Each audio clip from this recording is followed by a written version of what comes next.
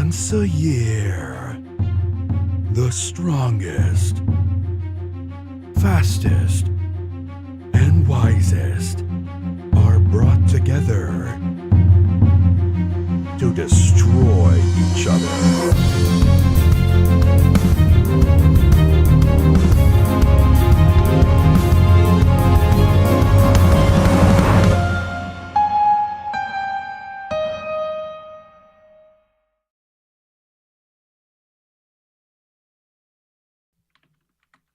Welcome to the first ever R&D Invitational, ladies and gentlemen. Good morning, good afternoon, wherever you are. Today's event is the European brackets in the Invitational, the first day of events. Again, good morning, good afternoon to wherever you are. I'm Dan. On the back end is Rob, handling all the controls, handling all the graphics. Hello.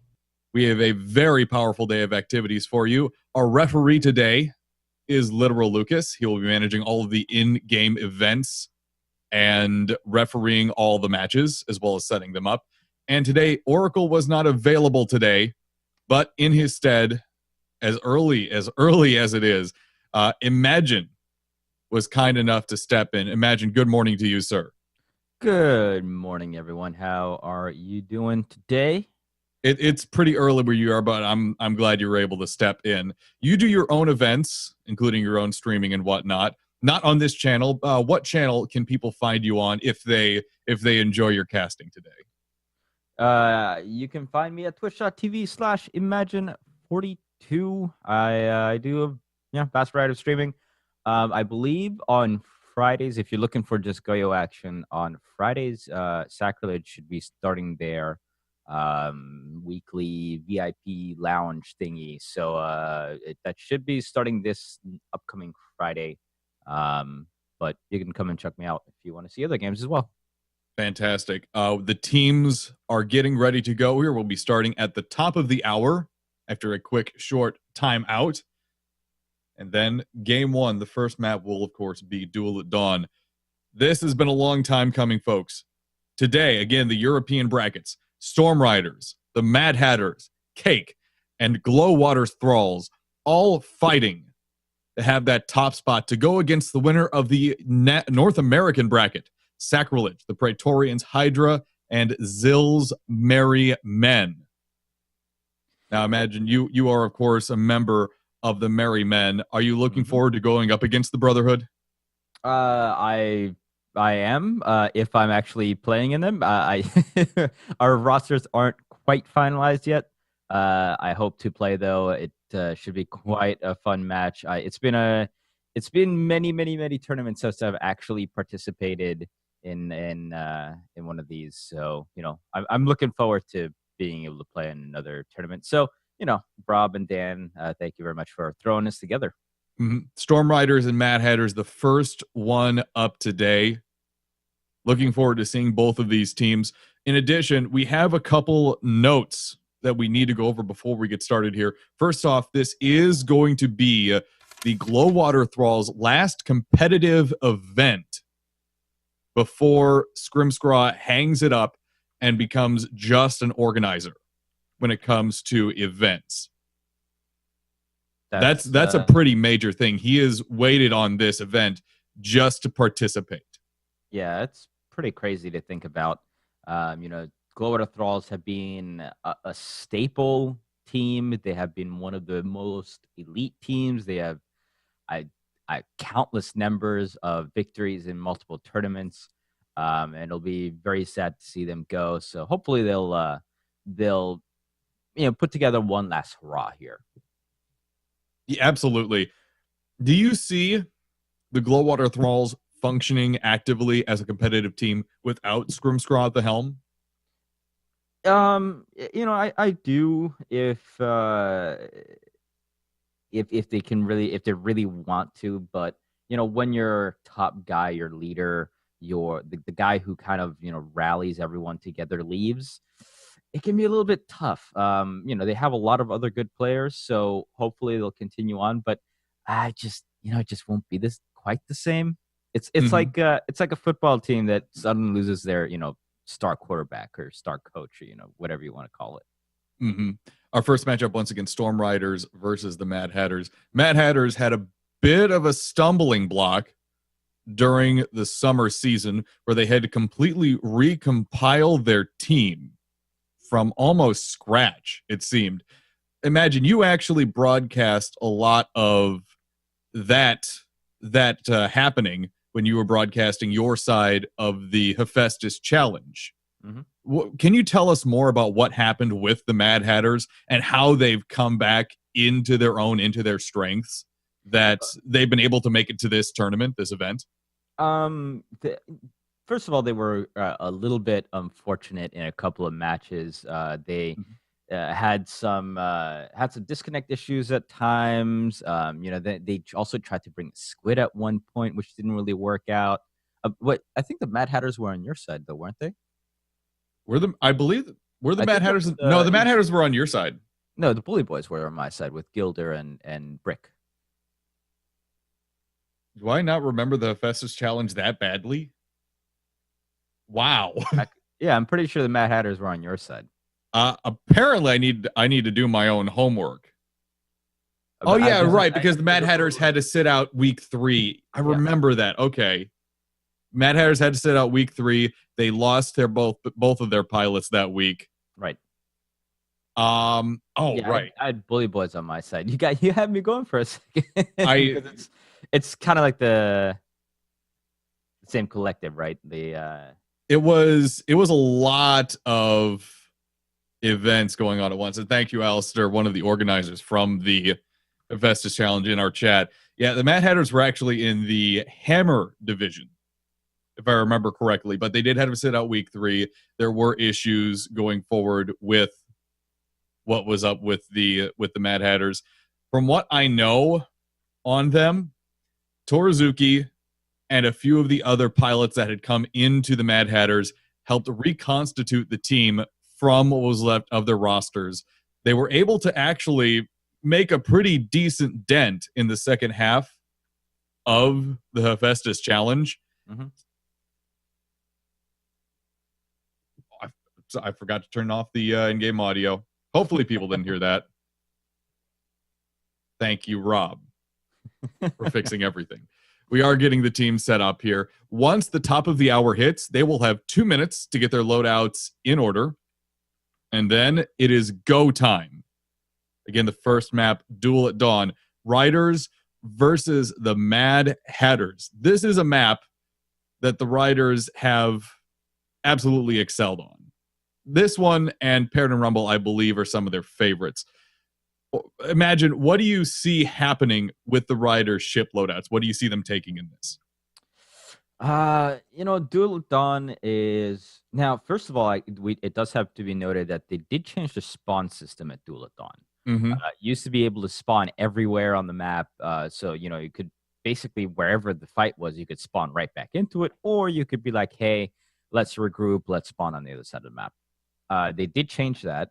So now it's just, I've got my side, you've got your side. So that's something that the teams will definitely have to start taking into consideration. Now, it being such a small scale map, what you usually see is a lot of gap mortar.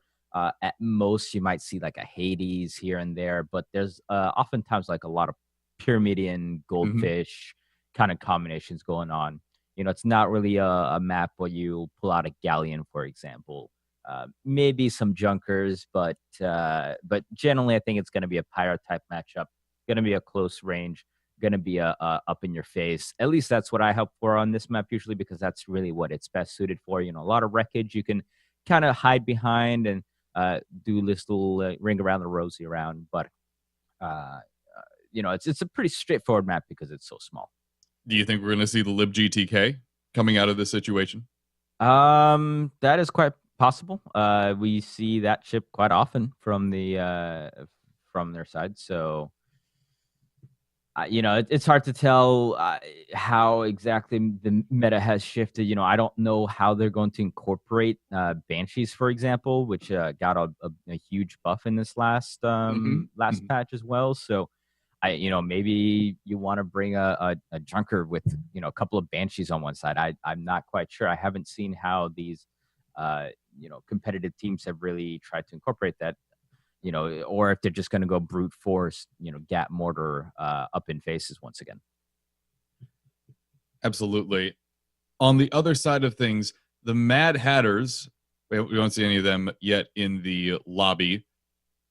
They have made quite a few plays, especially during the latter half of the Hephaestus Challenge, as they were mentioning. One of the ships they really favored, and I'm not sure exactly why this is, they really favored the blender fish. The Gatling on the right-hand side, a mismatch of different other options on the left-hand side, but they really loved a blender fish, and they made some people regret underestimating it.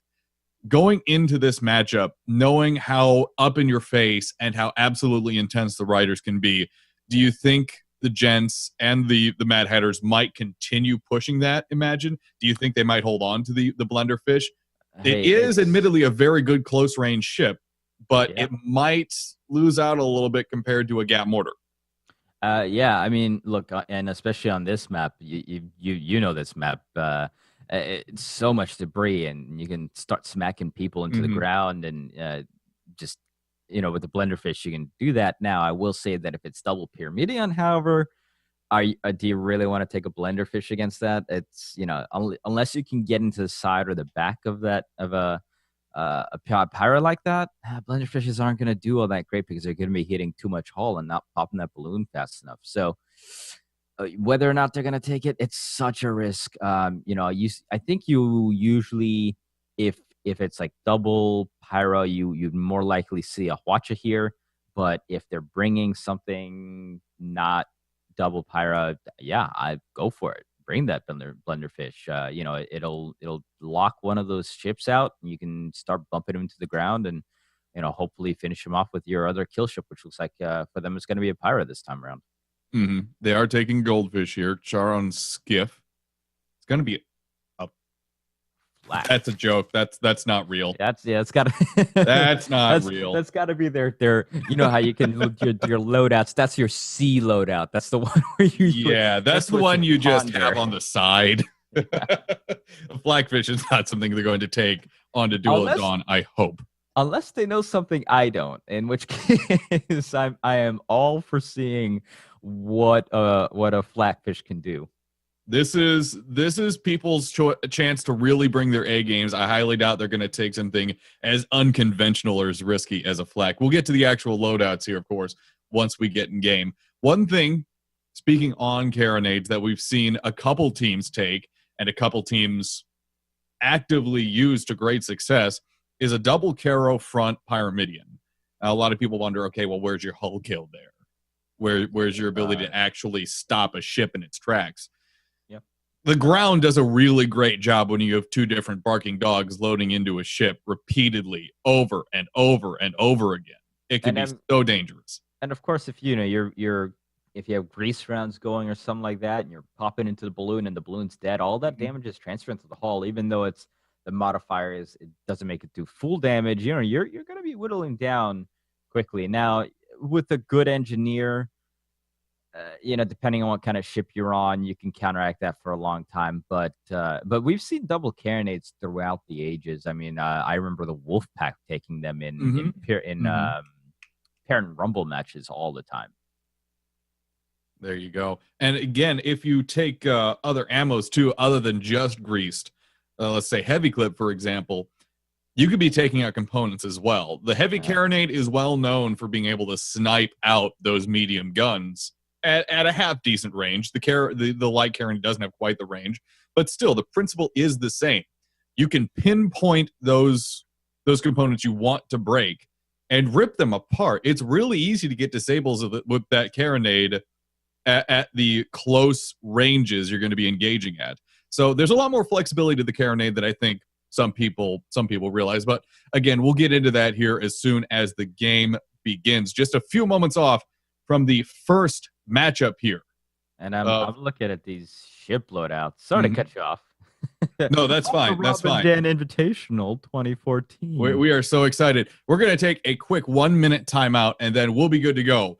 Thank you so much for joining us, folks. Do not go anywhere. Game 1 of this 2014 R&D Invitational is about to begin. Don't go anywhere, folks. You're watching twitch.tv/The Rob and Dan Show. Hi, I'm DJ Bahamut, lead artist of the Machine Spirits. You're listening to some of the tracks from my first album, Progenitor. Check them out at themachinespirits.bandcamp.com, soundcloud.com/themachinespirits, and follow me at twitter.com/machinespirits. And don't forget to tell all your friends about the Rob and Dan Show. Thanks for listening.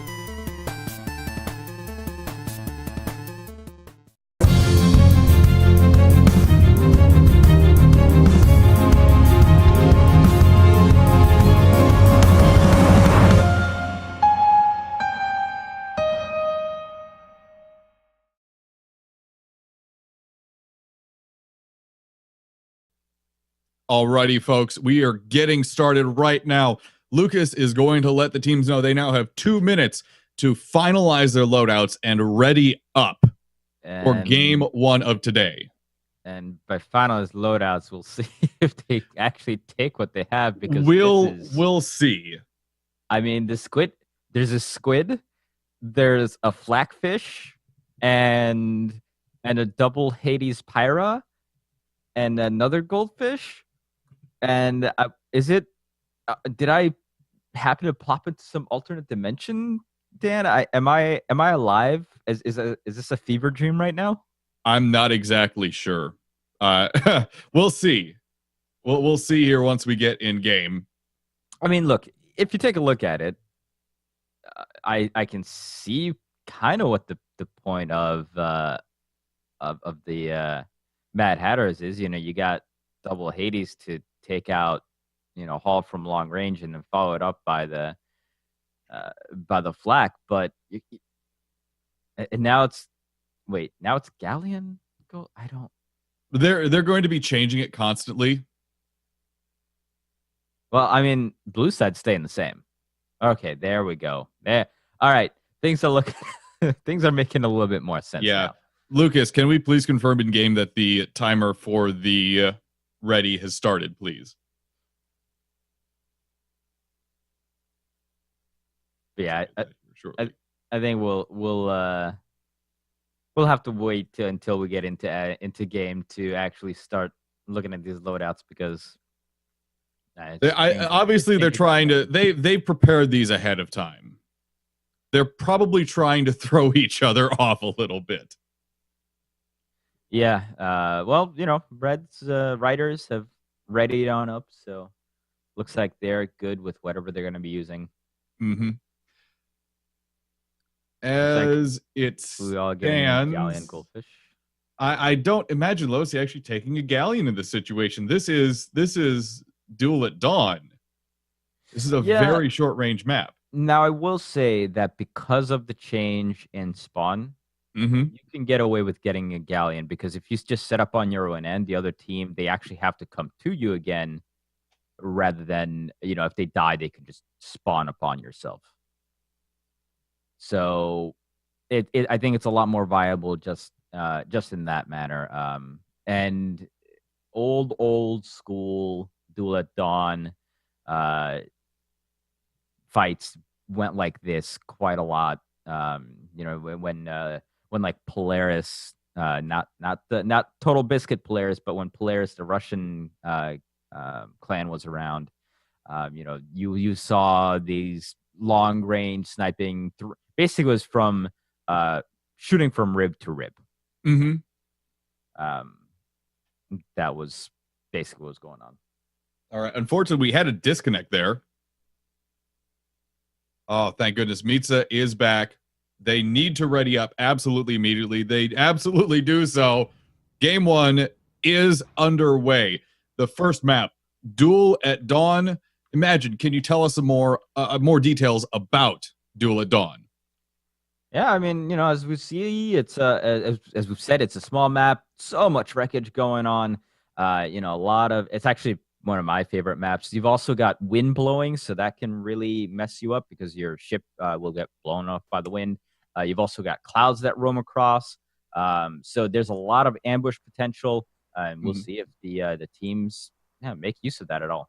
First ship is the Fredfish for the Ryders, piloted by Dementio. It is a blender fish, a goldfish with the front heavy carronade on the right, Banshee on the left. As you mentioned before, imagine making use of the upgraded Banshee. We also have the Lib ATK. I figure the Lib, one of the Libs would be in here, Luosi piloting, but not the Galleon. Left-hand side, Lumberjack and Heavy Flak with Hades, back, Flare, and right-hand side, Carronade and Hawacha. Go ahead, imagine with the other team. All right, on the Mad Hatter side, we've got the Charon Skiff that is piloted by Mitza Wildcard. We've got Banshee on one side. We've got a Flamethrower on the other with that heavy carronade up front. And on the niche ship that is captained by Princess Tutu, we've got the tried and true Hades light flak up front with the supporting Banshee and Flamethrower on the side. Some mid-range carronade shots there going into the niche ship. I'm actually surprised they even got those shots in there in the first place. But Friendfish was a little closer than I think most people expected. Friendfish knowing exactly where Charon's skiff and niche ship are at, putting pressure just from where it's positioned. This is a very interesting tactic. They're not even firing on the Mad Hatters right now, but it's putting a lot of pressure on them to even make a move in the first place. And look at this. Mad Hatters swinging around the far side, engines full forward. We have buffs everywhere, ready for combat. This one is going to be fast and exciting. Lib ATK is probably going to be the target. Absolutely. Getting those carronade shots into the Lib ATK. Here comes some Hades shots as well. Hitting into the balloon, unfortunately, but getting some nice Lumberjack shots in return onto the niche ship. Lib ATK's balloon is down, and they are going down to the ground. That is a great open from the Mad Hatters. Lib ATK losing altitude so quickly, but Charon Skiff taking a big carronade burst from the Friendfish. Bounce into some terrain, but Friendfish will actually follow behind as they lose their balloon as well. Niche ship slamming down onto the Lib ATK. Oh god, Charon Skiff just took a huge crash there. They just bumped up gently against a very thin sliver of wire mesh there, but it was enough to rip most of their hull apart. Niche ship doing a great job against the Lib ATK, but those heavy guns are starting to lay in very hard. He's overextended. He's gone!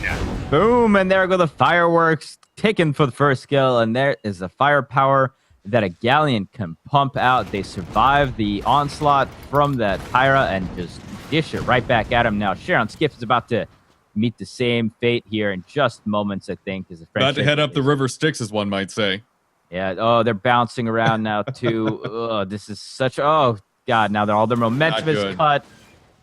Yeah, I'm not sure if they're able to survive this. The Mad Hatters had a fantastic open there. They got the Lib ATK on the ground. Friendfish Conan trying to get a kill here, but they're extending all on their own, trying to use that side carronade. Friendfish losing their balloon along with Charon's Skiff. Yep. Again, going to slam into more debris here. The Mad Hatters had such a great opening there. They overextended a little bit. Nisha ship got a little too focused on the Lib ATK and trying to suppress it, while the Friendfish really did a number on the Charon Skiff. How can the Mad Hatters use these two ships to combat that the next engagement we have? Well, part of the problem there was Lib ATK actually, they got the balloon down, but the Lib ATK fell behind a bunch of debris, and there was a large set of shots there from the niche ship that just were hitting basically nothing but debris. So they've got to get into a little bit of a better position in order to continue firing down upon the Lib ATK if they're gonna actually try to rush the Galleon down. I don't quite know how they want to deal with the Friendfish at the same time. But if they're gonna want to blitz the Galleon like that, they just got to do it in a little bit better position, not give the Lib ATK enough cover to repair that balloon. I definitely like the amount of firepower and suppression the niche ship can put out, but it needs to be used to protect the Charon Skiff. That heavy carronade is going to be able to keep the Lib ATK on the ground and possibly even out of arcs pretty consistently. But if the Friendfish is allowed to just have fun with the Charon Skiff, it could be a very dangerous position for the Mad Hatters. On the other side of things, Friendfish really has had a lot of free reign in this situation. They haven't had to deal with much balloon popping yet. Charon Skiff mostly focused on Lib ATK. Lib ATK, in the meanwhile, able to tank. Next engagement already starting, folks. Niche ship getting hammered, although ineffectively, by those shots from the Lib ATK. Friendfish getting its balloon taken out. Char and Skiff the same. Double takedown there. Char and Skiff, though, is in the worst position here and is actually getting fired upon. And oh my God, they're just going to go down right there. They were in a terrible position to get their balloon popped. They need to keep moving on backwards there, like the niche ship did. And I was about to mention that they did a great job not getting those getting 2 deaths on them early. You know, Sharon Skiff was a lot of damage taken, but they still were alive. However, that just changed immediately, and that is the power of not only the carronade but of terrain. That we see a lot of that happen on this map, where you just bump into a little bit of terrain, and you know, even if that doesn't kill you, it stops all your momentum. And Lib ATK has just been spot on with shots, and took that ship out quite easily. Lucas letting us know 5 minutes of game time is left in this first map, and then we'll start tapping into the overtime available to us. Friendfish and Lib ATK both positioning around where the Mad Hatters are at. 2-0 so far in favor of them. If they continue this, they will get the win for this first map of this matchup. Move on to game 2. Lib ATK getting some lumberjack shots right in on the Char and Skiff. Char and Skiff losing its balloon. Armor going down as well, but they are going in on the Lib ATK like a bullet. They could die, though, from this ram.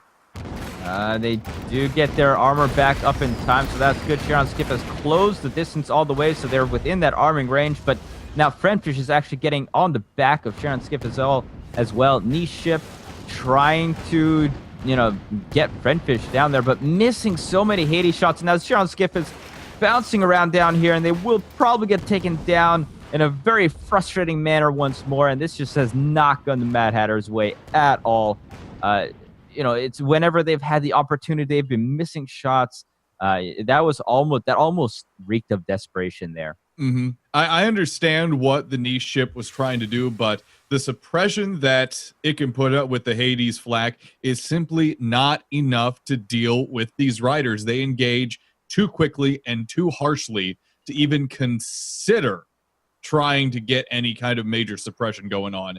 Engagements are simply happening too quickly. Again, I understand what they're trying to do. It feels like it's not quite working in the situation. Lib ATK getting lumberjack shots and Hades shots on the Charon Skiff. Now, Friendfish shots already going into it. Forward by quite a lot, and Mad Hatters are very hesitant to try to go after him. You know, they're really afraid of the Lib ATK right now.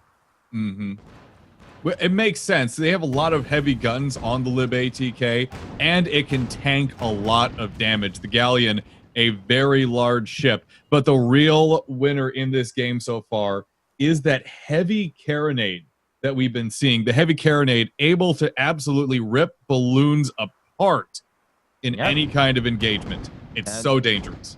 I mean, you know, we can say all that, but honestly, it's also been a large part of the Lib ATK's gunners. Who do we have going on there? We've got Roland Telmakar and looks like Fred the Fifth, who have just been absolutely on spot, shot after shot, and it's not an easy thing to do with a lumberjack and heavy flak. Those two guns are probably two of the more difficult guns to shoot, and they have just been hitting shot after shot. I mean, even look at this, even through this tiny little hole here in the ribs, they're just getting shots through. That lumberjack especially, how dangerous is that lumberjack in this situation?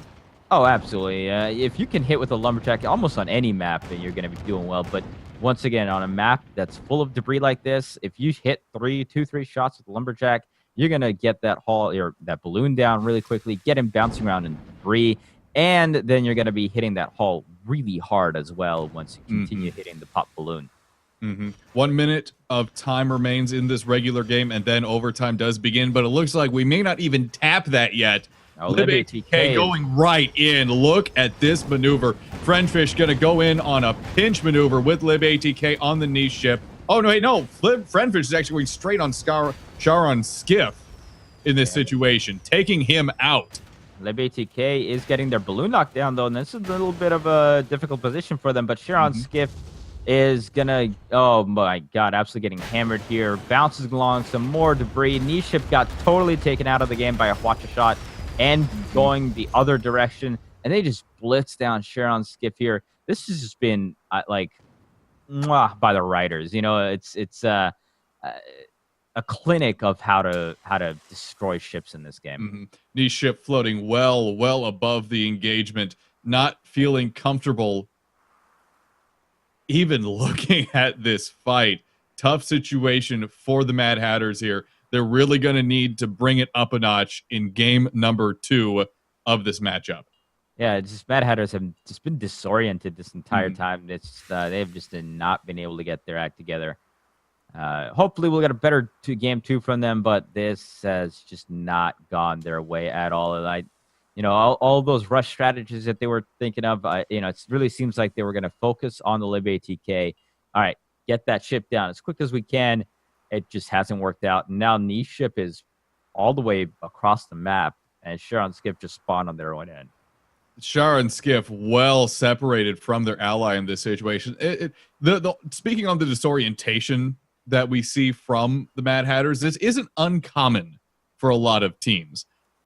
We seem to see a lot of disorientation on some of the faster duel at dawns, where how congested and how claustrophobic it can be. Teams simply lose their heads in the clouds, as one might say. It's a very tight, very, very chaotic map. So this isn't an odd thing for teams to have to overcome. And I can only assume Ryders are simply overcoming it a little bit better right now. Yep. And it's one of these like part mental things, right? Where, you're playing and you're like, okay, we're in a tournament. This is going to be great. And then you get in and you just kind of get wrecked from, the first few engagements. And suddenly you're questioning how you're playing, and you're trying to be like, okay, well, how can we change stuff real quick? Especially when we're under time limits like we are here. A lot of psychological gameplay goes on as well, especially at these high levels. It makes a lot of sense too. One reason that we put such a short time limit on games is to give teams a new mechanic they could play with, which was the time itself. Let's say a team wanted to do as much time wasting as possible. That's an actual option they can take in this situation. Char and Skip, though, getting ripped to shreds, especially by that Lumberjack and that Hades, as well as the Carronade of the Friendfish. They are losing altitude very quickly. Shot arcs are soon to be lost on them, though. Friendfish getting hammered just a little bit. Oh my goodness. Getting slammed here by those heavy flaks once again. It's impeccable shooting here by Lib ATK, continuing on with that. Niche ship. One of the things that I've noticed so far, though, is that the Niche ship so many of their shots have been going into balloons instead of hulls. And you're just not going to do very well when you're shooting a Hades into a balloon. Absolutely. It's not what it's made to be effective against. The Ryders are moving in to try and finish off, most likely the Chara and Skip. It's heavily damaged in this situation, although I'm not entirely sure they even realize that. They had to have known that a few of those heavy flak shots connected. Oh, Friendship actually takes a bad bounce there, turning their arc off, but Niche ship cannot take advantage, and the Charons goes down. And that's the way that game goes with the dominating victory for the Ryders in this situation. It seems like the Mad Hatters, they had a good open there first off, but they simply could not get their feet back under them, it seemed. Every step was always being countered by the Ryders, and that's one thing they do very well. They keep you disoriented. That is more effective on this map than almost any other map there is. Yeah, they just got swatted down, and they kept on getting swatted down after that. The next map is going to be Northern Fjords. We do not have to remake the lobby, thank goodness. Hooray! Once the map is selected, the teams will have 2 minutes to pick their next loadouts and then be good to go. I'm very interested to see how the Mad Hatters decide to move forward against this opponent, because they're up against the wall here. They have to win this next one or they're out of the tournament entirely. Also, Lucas, if we could let both ourselves and the teams know how much overtime is left, I would appreciate it. We'll get that information from him very shortly in chat. Thank you so much for joining us here, folks, on twitch.tv/The Rob and Dan Show. We are so happy you're here to join us. We have big crowd today.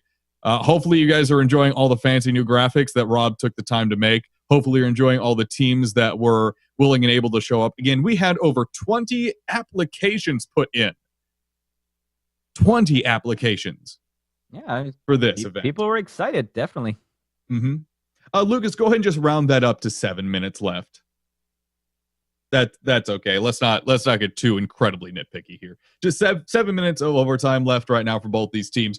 More than enough time to work with for a Northern Fjords matchup. More than enough time. Well, I don't know if we get into some long range sniping here. We might hit the time limit there if this turns into a sniping match. But I've never known the Mad Hatters to snipe personally. Maybe they're willing to go that extra mile in the situation, but personally, I do not see the Mad Hatters sniping. We've actually seen them counter sniping builds on this map with brawling and doing it exceptionally well, punishing teams that thought they would be in it for the long haul on this map, when in actuality, the gents and specifically the Mad Hatters were just going for the jugular. Yep, absolutely. And that is you've seen that, and I've seen that multiple times, many times on Northern Fjords, when one team's like, all right, we're gonna kick back. Let's get those long range Artemis, sniper rifle builds and keep that lumberjack. But considering how well the Lib ATK just shot with that lumberjack heavy flak, I'd be a little bit scared. It is pretty frightening. And sorry, all right, go ahead. I'm just looking over the Ryders builds right now. They're sticking with the Galleon, which means the lumberjack is still going to be in play. And it looks like Dimencio is bringing out the Fancy, his ever so infamous Mobula, going a mid-range build with double Artemis available to him, that Hades on the top, and a Kara Flamer if he gets in trouble and needs to brawl. Yep, so definitely going a little bit more long range. Mobula very viable on something like Fjords, because even if you get your balloon popped here, which Mobulas will get their balloon popped if you get anywhere near them, there's a long way to fall. I mean, this map is almost like a polar opposite to Duel at Dawn. It's huge, wide open, little debris, long spaces to fall, and it looks like we're getting this game going almost immediately. Yep, we do have a 2-minute timer on the lobbies. We're making this to go quickly. We want people. We haven't gotten to that yet, Psycho. We haven't gotten to that yet. Hint, it was indeed made by Psychonaut. We're going to be going through all the credits later on today, so you can find out everyone that contributed to this event. Psychonaut was actually one of them. I'm very excited to actually talk about that later on here in the event. We are getting underway. Map number 2 of Ryders versus the Mad Hatters. Fancy is the first ship up, piloted by Dimencio. They are taking a gunner, Geo, on that Hades on the top. He'll probably be sitting on that for the most part of this map. Already getting fire on a target. Top Hades. Main deck is Artemis. Bottom is Kara Flamer. Also on the Lib ATK, a galleon piloted by Luosi. Left-hand side, is the Lumberjack Heavy Flak with Hades. And a flare. Right-hand side is a Carronade and a Hwacha. Go ahead, imagine with the other team. All right, well, on the Sisyphus, who's getting slammed here almost immediately by the Ryders, we've got up front a Hades Artemis with a Banshee and a flare gun on the side. That is Mrs. Wildcard captaining that. And on the niche ship, once again, we've got a that's an Artemis sniper rifle up front with a Banshee and a flare gun on the side. So there's a lot of disabling power from these double Pyramid builds. But so far, the Ryders have been the aggressors once again. And it looks like that sniping thing that you were talking about that the Mad Hatters don't do often. Well, they're definitely in it. They're willing to do whatever it takes to win. The niche ship, especially with that Merc Art front, very effective on this map. This Battle on the Dunes, it seems to be a sometimes fan favorite of Very much so. some of these teams. It can be extremely effective on those back and forth mid and long range fights that we see every so often. Sisyphus and Niche Ship both holding back behind this bridge in the cathedral, trying to manage a line against these riders, but the firepower is going to be hard to match, especially with that flak and the lumberjack just having a field day. Yep, with these absolutely. ships. Now, the Niche Ship, if it can get a beat on the Lib ATK, it can take out those heavy guns really easily with that Merc and Artemis. And interestingly enough, the Merc is actually very, very good against a Mobula. Oftentimes, when you're facing a ship with Mercs, you can get their hull down really quickly, sure, but you can't do much after. But I've seen Mercs do wonders against the Mobula because of the low health amount they have. Absolutely. It's also easy to see the outline of those top deck guns. It's very easy to see the outline, in fact, which allows the Merc to just pinpoint it whenever you want. They are using charge rounds for that, so usually I've seen it work more with double Merc builds against Mobulas, but you'd be surprised of how well Mercs can do against Mobulas. The Sisyphus getting hammered, absolutely hammered by the Lib ATK. Fancy is repositioning itself here to put pressure back on the Mad Hatter ships. Niche Ship is sitting way far back, way far back, to the point where I'm not sure it can actually assist its ally in this situation. Sisyphus, it appears to be going to the far south, trying to break line of sight with these ships. Right now, Mad Hatter's in a state of retreat, unable to get an accurate offense going against these riders. And they look at how accurate these shots are. My God, Sisyphus is getting hammered here. They're finally able to get behind enough debris to where some of these shots won't be able to hit them. But Ryders have just been incredibly accurate. As a reminder, after this, folks, we are going to have Aerodrome Season 2, Day 2. Kirk and Brick Hardcastle will be on the cast for that. Make sure you don't miss that, ladies and gentlemen.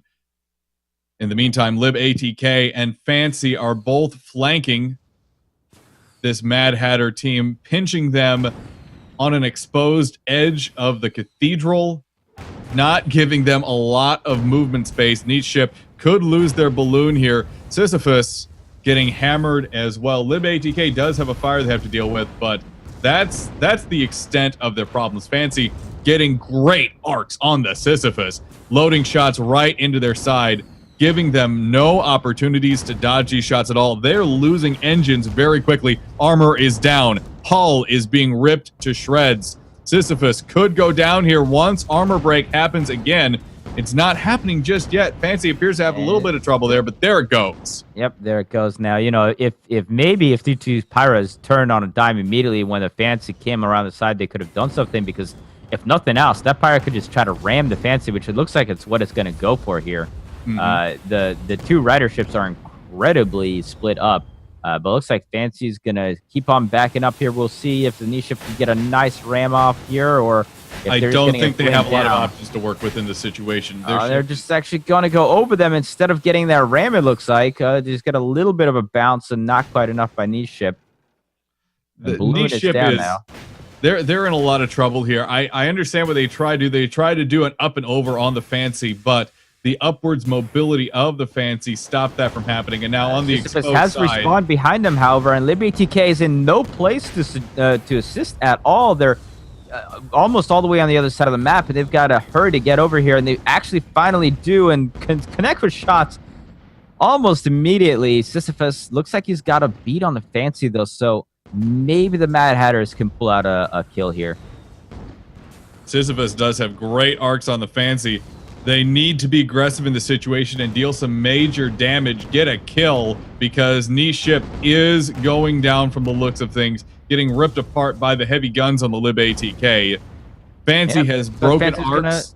Fancy's going to turn that corner, and Sisyphus had their time to shine there, and they just weren't able to finish it off. There's just not quite enough going on from these two Pyras. What was Sisyphus's load out again? Oh, they're sticking with Hades Artemis. Hades Artemis is a strong build. They simply don't have enough disable power from the looks of things. It's hard to say with two Artemises, a Hades, and a Merc between your ships, but they can't keep the guns down of the Lib ATK. They can't even get any accurate firepower on it from the looks of things. Yeah, I mean, they tried. They had one shot at him when they were across on the other side of the mountain near Candy Mountain.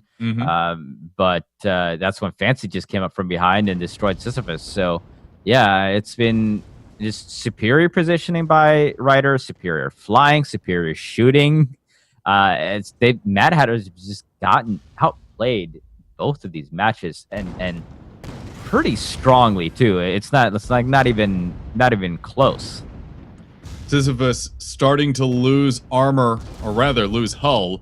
A couple components burning down on both of the Mad Hatter ships. They've certainly scratched the Fancy, but that's not a huge concern, it seems, for the Ryders as they drop ridiculously accurate firepower all over the Sisyphus and the Mad Hatters. Yeah, and there's no break in fire here either. It's every second you're getting hit every by moment something. from 10 seconds into the game. It's just been constant fire going on for the Mad Hatters. They haven't had time to gather up at all. Now finally the new ship has a beat on the Lib ATK and has taken out a few side guns there, but both of these blue ships are look at how low heart they are. They're we can basically sneeze on these ships and they'll fall apart as soon as the armor breaks. Keep your Kleenex close, kids. Niche ship starting to get a little better focus here, but firepower coming in from the Fancy. It's definitely keeping the niche ship out of this game until they can get any of their guns up. Sisyphus moving in much closer. I'm not sure exactly why they might want to do this in the first place. I think they wanted to get some shots off on the Fancy here, but now Lib ATK has come around the side. They're going to have a full open field of view. And unless they can get some of those guns out on the Lib ATK ASAP, it's going to be a little bit tough going here. Lumberjack shots loading into the Sisyphus. We should see flak shots here coming in shortly. Down. That's what I was saying. As soon as that armor breaks, basically any shot will do it. And they finally took out the two side guns. It didn't even need to be a heavy flak, admittedly. It had to be an anything. Yep, absolutely. Rock. At that point, Hades shot would have killed him. It's like a stiff wind would have taken him out. The strong breeze. Niche ship reversing as best it can. It's exposed its side to the galleon and the Mobula, however, causing all sorts of issues. It's never a good idea to expose your side, especially to those heavy mid and long range guns, because you will be punished for giving them such an easy target. The new ship all it's got is an Artemis and Merc. Once you get up close, you're not going to be able to do a whole lot. Maybe they might get a little bit of a faux ram here on Fancy, but does absolutely nothing. I believe Fancy was actually going for an uppercut there. I think I'm not too exactly sure. Niche ship though getting ripped to shreds by the Caro Flamer on the front. Artemis fire coming in to assist. This will probably not take long to finish them off. The niche ship full repairs from the looks of things. They're trying to keep their armor up. Balloon goes down, though. Now all those carried shots going in. Oh, my goodness. Hull ripped apart. Yep. Now, Sisyphus respawned behind Lib ATK here, and they're all getting some nice shots off on it finally. Did manage to do some permanent hull damage there. And are getting some continual shots. They might actually be able to do some major damage here, but so Fancy's going to get back into this game. Lib ATK is on their short side now, and they do get an armor exposed, a hull exposed on the Lib ATK, about half hull on that. Sisyphus, though, starting to absorb a lot of fire from the Fancy. They've righted themselves and come to the aid of the Lib ATK. Sisyphus, though, hull is open. So much damage getting done here. Sisyphus barely managing to stay alive. That Watcha knocking out all sorts of guns. Absolutely. Components all over on fire. And down he goes. They're gone. 4-0 in favor of the Ryders. Bad Hatters have not been able to get themselves organized and focused enough to completely destroy any of these Ryder ships so far. getting some good shots on the Lib ATK's engine side, actually taking out a couple engines. The niche ship really doing a good job at range, taking out some components there, but it's not going to be enough. Lib ATK is going to get into cover in this situation, and they will have to deal with the Fancy. Yep. Now, I will say that for two ships that have nothing but chem spray, I have seen more fires get lit upon these two Pyras than I've ever had. I don't know if their chem rotations are just off, but basically anytime there's anything that deals with fire going on, those two Pyras are just lit up like a Christmas tree, and that's very surprising when you have two engineers on both ships with chem spray. 'Tis the season, as one might say. Absolutely. That's Thanksgiving. Not even Thanksgiving yet. Let's not talk about that. Lib ATK getting hammered. Fancy is able to essentially sit out and just lob shots at the Gents team. Again, we are in overtime now. Game number 2 of this best of 3. If the Mad Hatters can't come back from a 4-0 deficit, they will be knocked out of the Invitational for this season. Yeah, and so far from what I've seen, Ryders have deserved every single moment of these kills. So there has been no cheap shots. There has been nothing funky going on. No disconnects. Nothing you can blame it on. This is just being straight up getting outplayed, outshot by the Ryders right now. And not to say that the Mad Hatters haven't played well. If any of you have the misfortune of running into them in any regular games, good luck to you. The Ryders have simply had every single game mechanic on point. Absolutely. Not a moment of their time has been wasted in the least.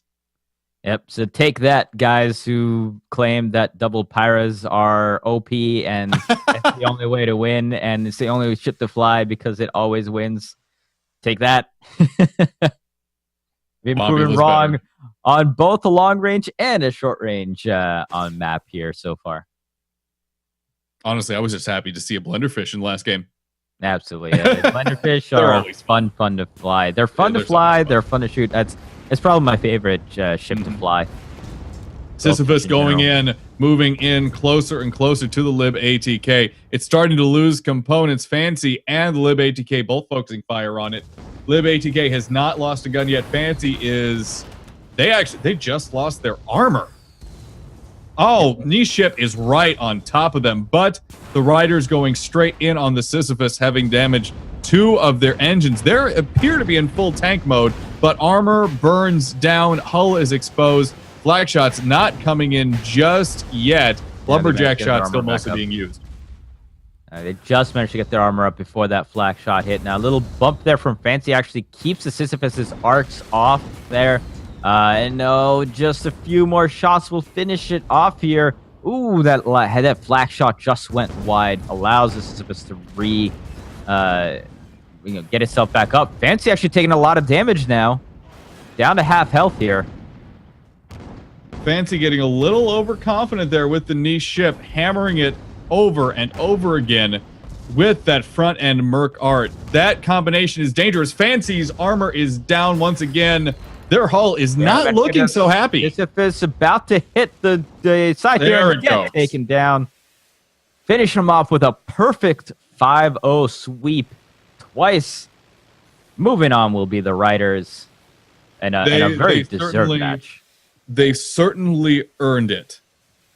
Whew.